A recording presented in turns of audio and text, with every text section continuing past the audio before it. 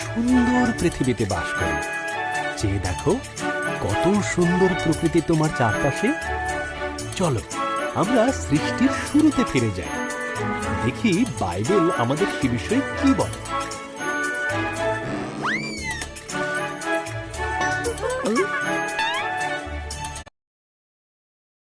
সৃষ্টির শুরুতে ঈশ্বর আকাশমণ্ডল ও পৃথিবী তৈরি করলেন।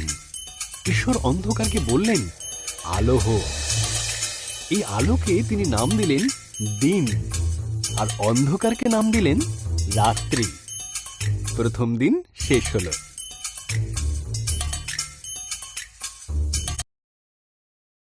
এরপর ঈশ্বর উপরের জল থেকে নিচের জলকে আলাদা করে ফাঁকা জায়গা তৈরি করলেন, যার নাম দিলেন আকাশ। দ্বিতীয় দিন শেষ হল। ঈশ্বর সমস্ত জল একত্র করলেন, এর ফলে শুকনো জায়গা দেখা দিল। তিনি শুকনো জায়গার নাম দিলেন ভূমি, আর জমা জলের নাম দিলেন সমুদ্র।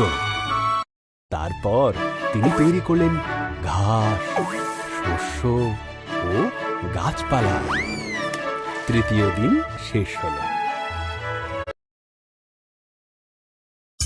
এরপর ঈশ্বর আকাশে বিভিন্ন আলো তৈরি করলেন, দিনের জন্য সূর্যকে আর রাতের জন্য চাঁদ ও তারাদের তৈরি করলেন। চতুর্থ দিন শেষ হল।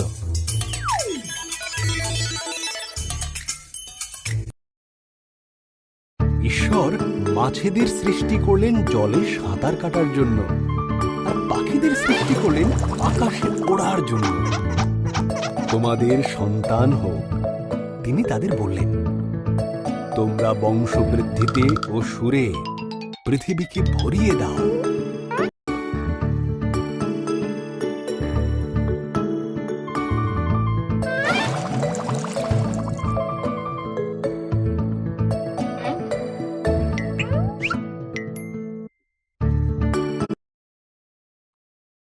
এরপর ঈশ্বর পশুদের সৃষ্টি করলেন। তিনি গৃহপালিত পশু, বন্য পশু ও সরীসৃপ প্রাণী তৈরি করলেন। ঈশ্বর বললেন, আরো একটি সৃষ্টি বাকি আছে, যা সবার মধ্যে অত্যন্ত মূল্যবান।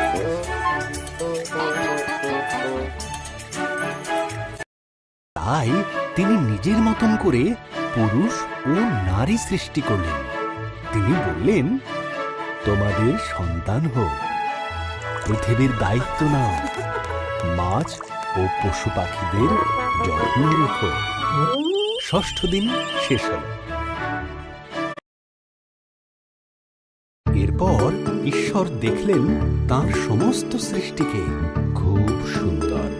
তিনি বললেন, এই সপ্তম দিনে তিনি বিশ্রামে গেলেন এবং দিনটিকে স্মরণীয় করে রাখলেন। সপ্তম দিন শেষ হল।